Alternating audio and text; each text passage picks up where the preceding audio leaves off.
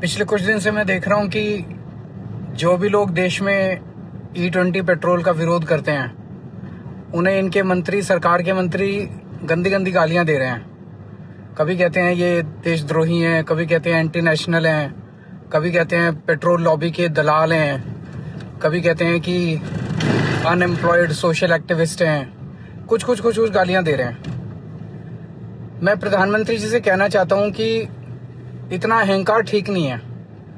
ये जितने लोग E20 के बारे में बोल रहे हैं, E20 का विरोध कर रहे हैं, ये सब लोग E20 की वजह से दुखी हैं। ये हमारे देश के लोग हैं, ये देशद्रोही नहीं है, ये देशभक्त हैं। सब लोग जितने लोग हैं, ये सब 140 करोड़ लोग ये देशभक्त हैं। इनको इस तरह से गालियां देना ठीक नहीं है। मैं मोदी जी से यही कहना चाहता हूं कि इनको इस तरह से गाली नहीं देनी चाहिए। हम डेमोक्रेसी में रहते हैं, इनकी बातें सुनो। सरकार का फर्ज है कि उनकी जो भी ग्रीवांसेस हैं उनको सुन के उसको ठीक करें। और दोस्तों, मैं अभी एक पेट्रोल पंप पे जा रहा हूँ, एक सर्विस सेंटर पे जा रहा हूँ। वहाँ पे लोगों से बात करेंगे कि लोगों का क्या कहना है, लोगों को क्या तकलीफ हो रही है, और फिर मैं आपको बताता हूँ कि उनका लोगों ने क्या कहा, कितने दुखी हैं लोग, क्या कह रहे हैं, किस तरह की समस्याएं आ रही हैं। देश में E20 पेट्रोल विवाद पर केजरीवाल ने अब मनीष कश्यप के बाद केंद्र सरकार पर करारा हमला बोला है। उनका साफ कहना है कि जिसने भी आवाज उठाई, जिसने भी इस तरह के घपले की बात की, उसको देशद्रोही आखिर क्यों करार दिया जा रहा है। लेकिन इससे ठीक पहले मनीष कश्यप ने कैसे शुरुआत की इस विवाद की, क्या कुछ बता रहे थे वन इंडिया से खास बातचीत में, फायदे नुकसान पर क्या बता गए, वो भी सुनते हैं। आज एक स्टोरी हमने की है। मैं आपसे भी, पता नहीं आपने कितना रिसर्च किया होगा या इस मुद्दे पे ध्यान दिया कि नहीं, कि नितिन गडकरी के बेटे हैं और उनका एथनॉल में बिजनेस है। आपने इसके बारे में पढ़ा, सुना? नितिन गडकरी जो खुद ही बोल रहा है कि 0.07% पूरे इथेनॉल मार्केट में उनकी हिस्सेदारी है। ऐसा वो खुद ही बोल रहे हैं, शायद किसी चैनल पे बोले हैं। ये कंपनी जो है वो कंपनी है, दुगनी रात चौगनी मतलब तरक्की कर रही है। अब बताइए, क्रिकेट में एक नियम है कि इंडिया टीम का जो कोच होगा वो आईपीएल का कोच नहीं होगा, ये नियम है।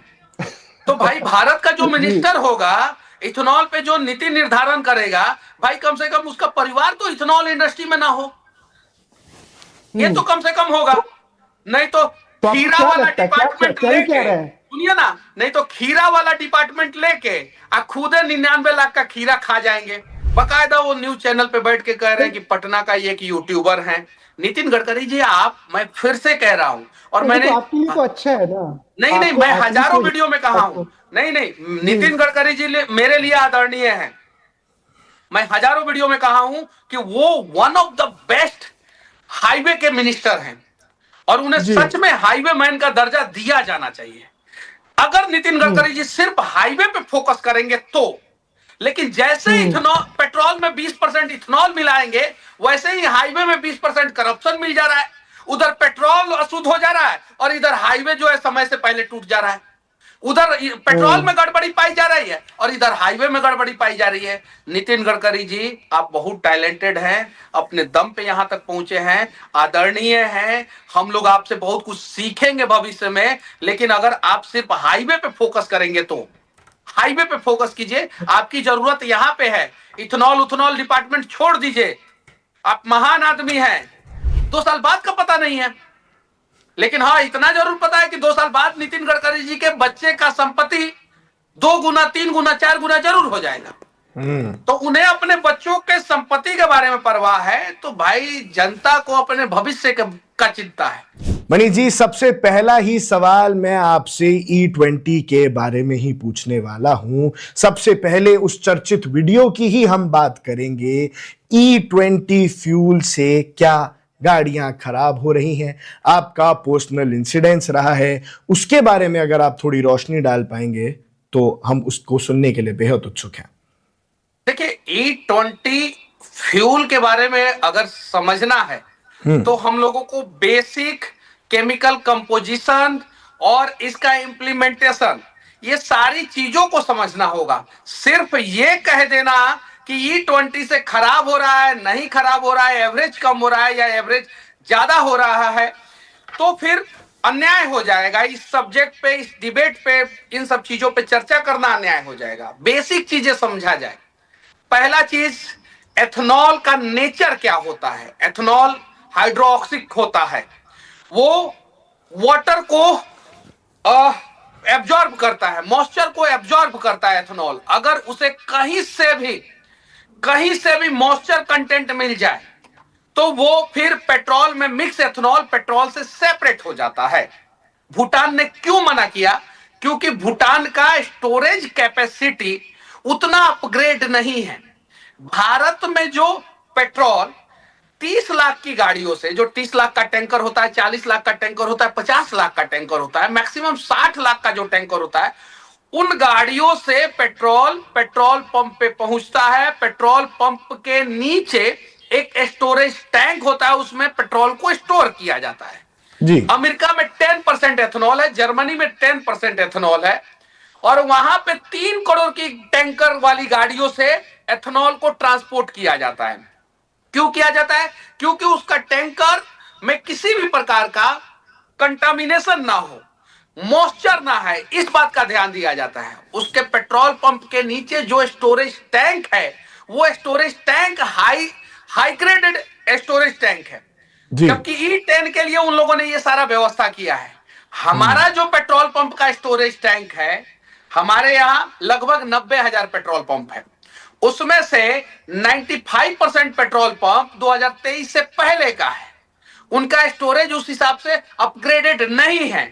और जैसे ही पेट्रोल आ रहा है, E20 मिक्स पेट्रोल आ रहा है, और वहां पे किसी भी प्रकार से एक बूंद भी पानी पेट्रोल पंप के टंकी में अगर चला जा रहा है, तो वो पेट्रोल पूरा दूषित हो जा रहा है। दूषित क्यों हुआ? Due to only one reason, ethanol के नेचर के कारण दूषित हुआ।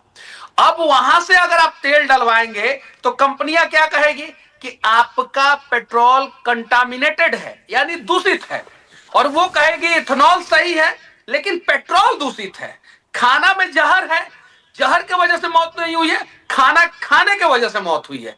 ये एग्जाम्पल दिया जा रहा है, और बाकायदा कुछ लोग इस चीज को एक्सेप्ट भी कर रहे हैं कि भाई एक आदमी की मौत हुई है और जहरीला खाना के कारण मौत हुई है, लेकिन वो जहर नहीं खाया है, वो खाया है खाना। वैसे ही गाड़ी में एथेनॉल नहीं डाला गया है, गाड़ी में पेट्रोल डाला गया है, उसमें एथेनॉल मिक्स था, तो पेट्रोल की गलती है, एथेनॉल की गलती नहीं है, ऐसा कुछ लोग एग्जाम्पल दे रहे हैं। अरे भैया, एथेनॉल के नेचर के कारण पेट्रोल कंटामिनेटेड हो रहा है, एथेनॉल के नेचर के कारण पेट्रोल और एथेनॉल दोनों सेपरेट हो जा रहे हैं। तो इन सब चीजों को समझने की जरूरत है, और जब तक बेसिक नहीं समझेंगे, भारत का इंफ्रास्ट्रक्चर शायद 2030 तक 20% एथेनॉल के लिए कैपेबल हो जाता।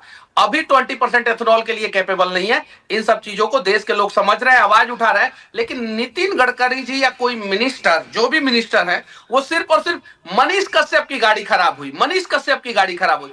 अरे भाई, ट्विटर पे जाके E20 पेट्रोल प्रॉब्लम सिर्फ सर्च मार लीजिए, भारत में ऐसे हजारों लोग हैं जो वीडियो डाले हैं और उनकी गाड़ियां खराब हो रही है, एवरेज कम हो रहा है। इस चीज को समझ लीजिए सरकार। और अगर हम लोग सवाल कर रहे हैं तो हम लोग अपराधी नहीं है, बल्कि आपकी तीसरी आंख है। अगर मान लीजिए कि जनता को समस्या होगा तो जनता 2029 में आपको सबक सिखाएगी, उससे पहले हमारे सवालों का जवाब दे दीजिए और जो गलतियां हैं उसे सुधार लीजिए। तो एथेनॉल पे सरकार को वापस E10 पे आ जाना चाहिए था, और नहीं तो E20 के साथ शुद्ध पेट्रोल का विकल्प देना चाहिए था।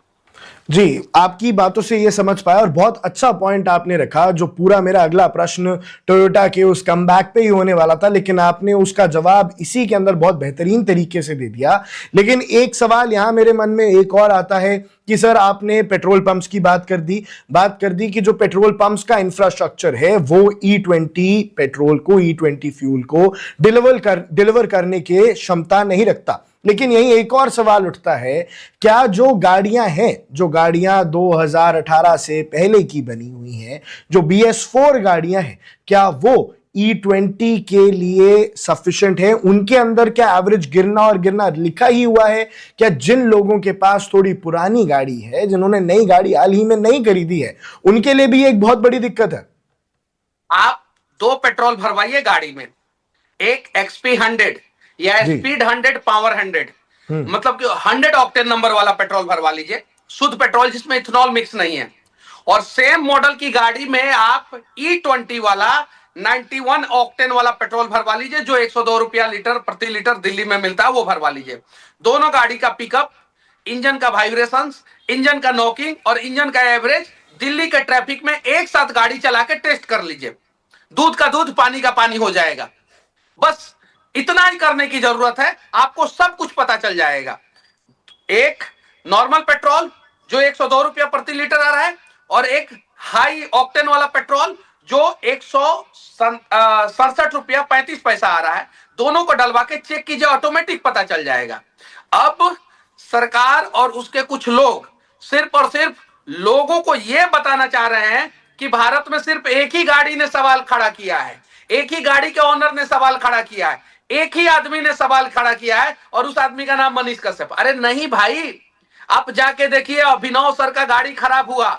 आप जाके देखिए, भारतीय जनता पार्टी की एक समर्थक हैं रेणुका जैन, जिनका डिफेंडर है, उन्होंने बकायदा ट्विटर पे ट्वीट किया कि उनको क्या समस्या हुई।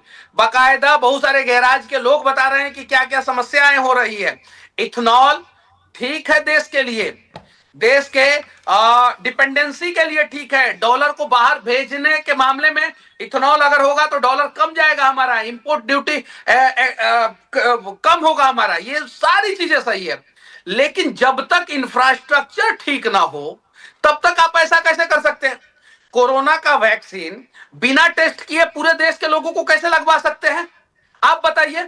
पहले तो आपने बताया कि भाई नोटबंदी से फायदा हुआ, बाद में पता चला कि स्विट्जरलैंड में काला धन बढ़ गया, बकायदा रिपोर्ट है ये। उसके बाद से बताया कि कोरोना के वैक्सीन से कोरोना भाग जाएगा, लोगों का कोरोना भागा काढ़ा से, लोगों का कोरोना भागा उनके योगा से, उनके एक्सरसाइज से, और बाद में पता चला कि जो वैक्सीन लगवाए हैं उससे ब्लड मोटा होते जा रहा है और दिल में प्रॉब्लम होते जा रहा है। वैसे ही ये एथेनॉल मिक्स पेट्रोल जो है वो भारत की गाड़ियों के हार्ट को खराब करेगा। हार्ट मतलब पंप होता है, पंप, ये पंप शरीर में है, और गाड़ी का पंप गाड़ी के फ्यूल टैंक में होता है, जो पूरा ईंधन को सप्लाई करता है स्पार्क प्लग तक या इंजेक्टर तक। तो उसको प्रॉब्लम हो रहा है। लेकिन आप क्या कह रहे हैं कि कंटामिनेटेड फ्यूल है। अरे कंटामिनेटेड फ्यूल पहले क्यों नहीं हुआ? पेट्रोल कंटामिनेटेड क्यों नहीं होता था? पेट्रोल भी होता था, ऐसा नहीं है नहीं होता था, लेकिन इस लेवल का कंटामिनेशन पेट्रोल में क्यों नहीं पाया जाता था? यकीन मानिए, ये मॉनसून है, मॉनसून के समय में देश में बारिश हो रहा है, और बारिश के समय में लोगों को समस्याएं हो रही है क्योंकि मॉइस्चर कंटेंट बढ़ जाता है। भूटान ने इसलिए मना कर दिया है कि भूटान का स्टोरेज कैपेसिटी E20 कैपेबल नहीं था। अब भारत की गाड़ियां क्या कह रही है, गाड़ी के ऑनर क्या, सॉरी, कंपनियों का ऑनर क्या कह रहे हैं या संचालक क्या कह रहे हैं कि हमारी गाड़ी E20 कैपेबल है। हाँ भाई, आपकी गाड़ी E20 कैपेबल है, ये बात सही है, लेकिन आपकी गाड़ी का एवरेज कम हो रहा है, ये भी बात बताइए आप। साथ ही साथ उसके रबर पार्ट्स में प्रॉब्लम आ रहा है, ये भी बात बताइए आप।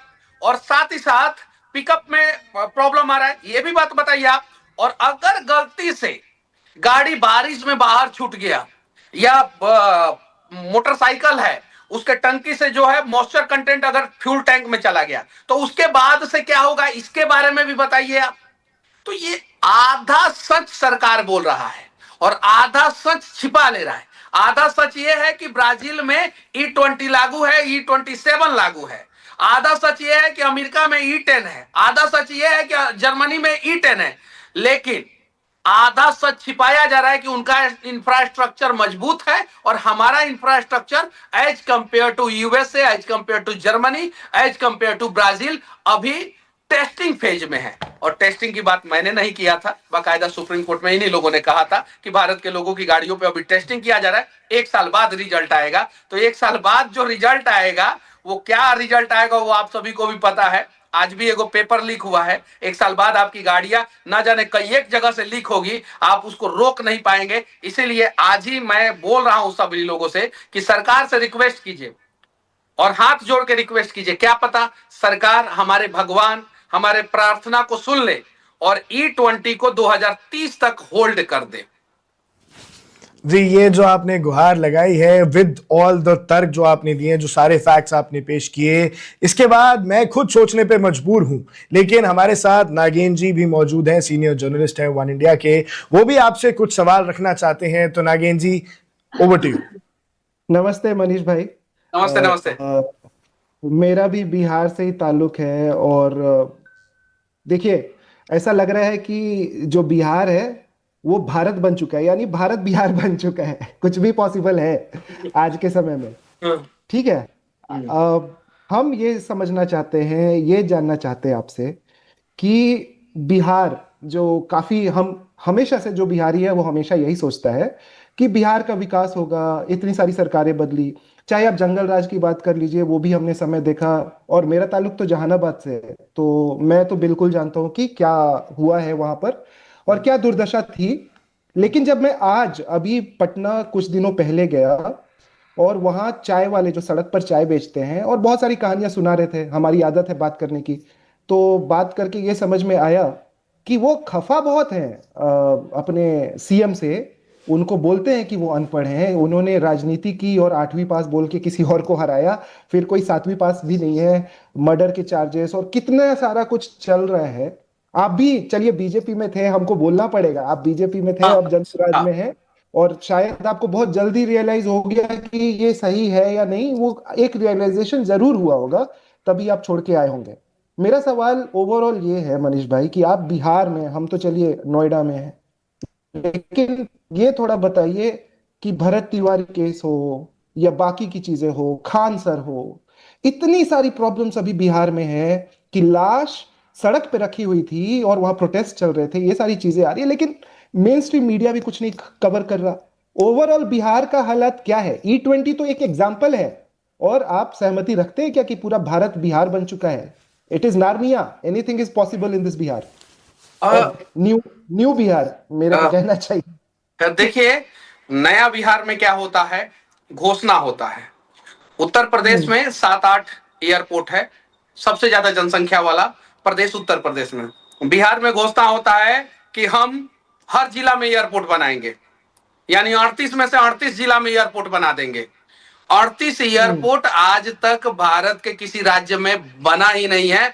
घोषणा कर दिया जाता है कि हर जिला में एयरपोर्ट बना देंगे, बिहार के लोग ताली बजाते हैं कि हाँ भाई अब हमारे जिला में तो एयरपोर्ट बन जाएगा। पहला चीज।